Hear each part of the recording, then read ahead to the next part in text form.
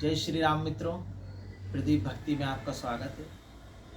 आज मैं आपको विनम्रता के परिचय के बारे में एक राजा की कहानी बताऊंगा जो आपके जीवन में ही बदलाव लाएगी। नगर के एक राजा जो कि धनाढ़ राजा था, उसने अपने बच्चे के जन्मदिन के उपलक्ष्य में नगर भोज का कार्यक्रम करा और नगर के सभी रहवासियों को, ग्रामीणों को, कृषकों को, गरीब और राजा से जुड़े हुए सभी लोगों को राजा ने आमंत्रित किया। कार्यक्रम प्रारंभ हो गया।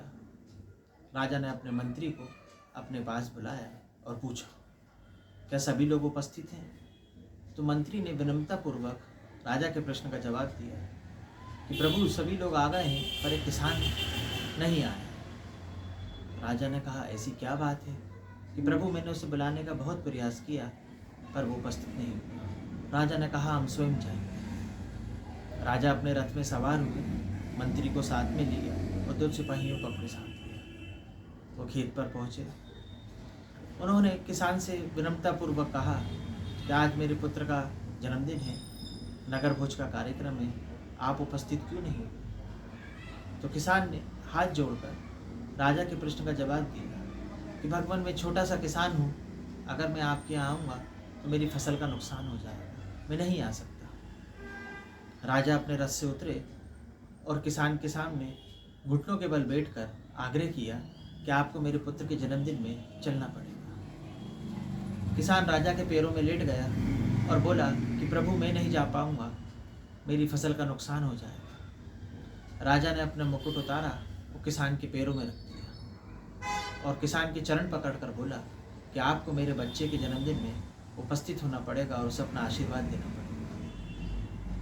किसान ने राजा का मुकुट उठाकर उनके सर पर लगाया और राजा के हाथ जोड़कर कहा कि प्रभु चलिए, मैं चलता हूँ। राजा ने किसान को अपने रथ में बिठाया और बिठाकर अपने राजमहल ले आया। प्रेम पूर्वक भोजन कराया, उपहार देकर किसान को वापस विदा किया और सभी का धन्यवाद किया। कार्यक्रम संपन्न होने के बाद मंत्री ने राजा से पूछा कि हे भगवान, आप तो इतने ताकतवर व्यक्ति, इतने बड़े नगर के राजा हैं, उस तुच्छ से किसान के पैरों में अपना सर रखने की क्या जरूरत थी? आप बोलते मैं उसे बंदी बना कर ले आता। तो राजा ने कहा, मंत्री, पैसों में मैं उस किसान से ताकतवर हूँ, शक्ति में मैं उस किसान से ताकतवर हूँ।